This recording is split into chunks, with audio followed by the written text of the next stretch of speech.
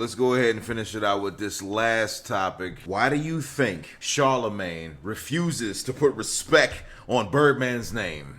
Wow. I think Charlemagne has the platform and maybe even some of the gumption to say some of the things that people have been saying for a while about, Birdman's... Brian.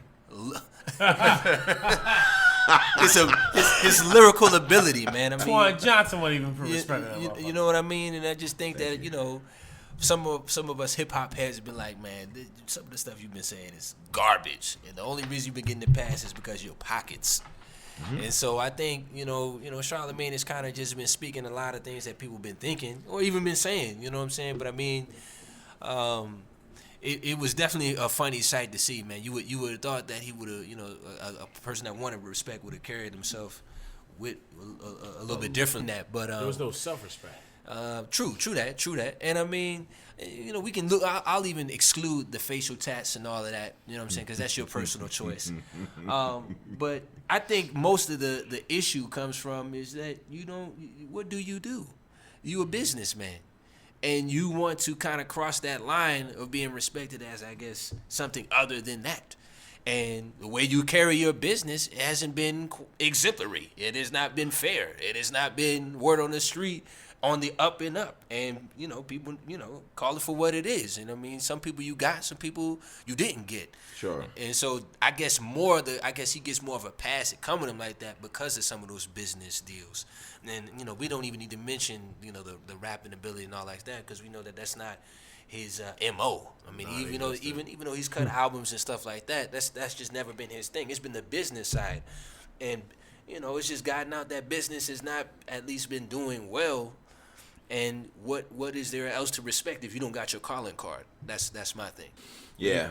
I mean, go ahead, man.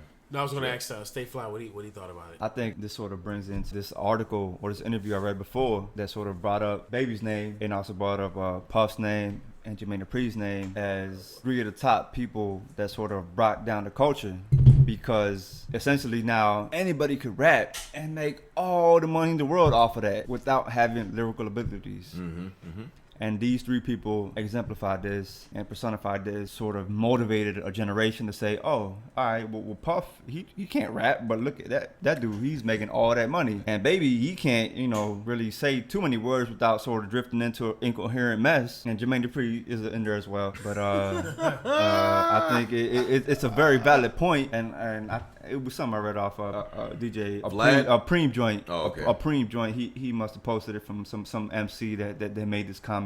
Sure. And once I read that, I said it made a lot of sense to me because I said these are very strong, in-your-face characters that are in the hip hop community. They're in the hip hop history as being uber successful, just making all the money in the world without having any talent to back it up. And I think that affected the change, a shift, a paradigm in the whole lyrics aren't that important anymore.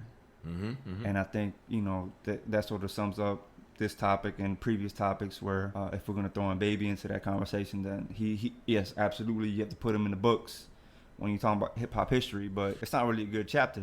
I know, man. And that's when shit starts to get bleak a little bit. I look at Baby's legacy, and I acknowledge everything that he's accomplished up to this point. But when he wants to sit around and clamor for respect, you cannot demand respect. That shit is fucking earned. True. You know what I'm saying? And it's earned through your fucking actions. True. If your actions do not align with something that's respectable, you should expect what the fuck comes to you after that point. Wow. You know what I'm saying? And it's like, yo, you cannot sit up here, run up into no fucking radio station with a bunch of downy soft snuggle goons, fucking 8 of them sitting up here, you know what I'm saying, taking shots at the same time. Y'all motherfuckers ain't doing nothing, man. Wow, you know what I'm saying? If he is, honestly, if he's the street nigga that he was portraying himself to be when he rolled up in 106, you would have rolled up in there by yourself, first off. Second off, you would have actually... Styles P did that, and he did it in a way that you couldn't say nothing after that nigga rolled up in there. But Baby rolling up in there, it's like, yo, you didn't even actually make a point. You didn't make not one fucking point when you rolled up in there, bro. You just made yourself look foolish. All you gotta do, if you want this respect that you're so hungry for, restructure your business plan or whatever the fuck you have to do. But as a successful businessman, you should know what the fuck is going to bring you respect, you know? And it's a goddamn shame that he didn't see that before he actually took time out of his day to roll up to the fucking 106. What are you doing, man? He's much bigger than that. Yes. Like I said, if we're talking about the hip hop history and if somebody's writing the chapters down, the chapter on Baby is much bigger than the chapter on Charlemagne. Sure. Of course. Why is a lion worried about what an ant is doing? What is lion worried about what an ant saying about him? If you're a lion, all this insect talk should not affect you. It should bounce right off of you. And the fact that he was so butthurt by that shit, it makes me wonder, as a businessman, like, how solid are you? And I'm like, yo, you could go down as a serious legend in this shit. You're a mogul. You're up there with the Diddy's. You're up there with the Master P's. You might put him up there with the L.A. Reeds. I mean, it might be a stretch. But at the same time, you think about the number of records he sold, it might not be that much of a stretch because he does have Drake and Nicki on his roster. The problem is, Baby's a nigga. Baby's a nigga. Can't shake it. And he's got that nigga mentality. So, with this whole putting respect on my name, honestly, if he was truly focused on his legacy and on his brand and what he's doing for his label, then it should not matter. Like you said, it should not matter what these ants are talking about. Now, granted, the media is a very powerful source, and they influence what the public thinks about you. But he's above that. He's above that influence. He truly he can be above that. He should be above that. Yeah. Because I know that if I were Baby, if Charlemagne's talking about me, okay, let them say what they say. You know, what you say is what you say. Say what you say, how you say it, whenever you were saying it. Real talk. But ultimately, what you say about me don't mean shit to me if it ain't the truth. And that's how Baby should approach the situation. But because he's a nigga, Yeah. he is putting a lot more emphasis on what these people are saying about him, and he ended up playing himself. Did you know that exact same day, Baby actually apologized for his actions? God. And he wanted to come back up there to publicly issue a statement, and they said, nah, bro, nah, we good on that. Yo, Charlemagne was like, fuck this nigga. You know what I'm saying? It's like, I don't want to ever see this nigga again in my life. Charlemagne got the shirt made. Put some respect on my name. So, guess who wins? Breakfast Club, 1 point. Baby, 0. Baby, I know there's a chance you're never going to hear this podcast, but if you ever do, I just want you to think about this. If you are to be the mogul, that you have the capability, not even the potential, because the potential's already there because you've done a lot. But if you are to be the mogul, that you have the capability of being, you need to realize that you cannot allow yourself to be dragged down into situations that will make you look like a peon. Because that's exactly what happened. There are no memes out there about Charlemagne looking like an idiot, Envy looking like an idiot.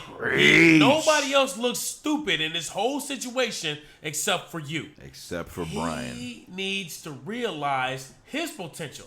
And I mean, granted, even if I'm not a big, Cash Money fan nowadays, that don't mean jack, because it was a point in time where I was a huge Cash Money fan. You know what I'm saying? Especially back in the 99 and the 2000s. Yes. And he should acknowledge his own business moves. His acumen is unparalleled, for sure. You know what I'm saying? He's acting like Meek. Oh my God. That's what it is. That's what happened we right now. ain't even touch on today. That's what it is. I think he's, if you're gonna parallel him, he's the Drake in the situation, and he let a Meek take time out of his day when he shouldn't have to throw his whole business off unnecessarily. He should have kept it moving. On top of what's going on with Weezy, on top of the stuff that he's got going on with Lil Wayne and the money issues and Trick Daddy and Rick Ross, exactly, who Twan Johnson looks a lot like right now. But on top of all the stuff, on top of everything, on top of everything that Birdman has gone on right now, he decides to take the time to make himself look like a fool. There's no reason. coming back from that. There really isn't. And there isn't. In this day and age, there isn't.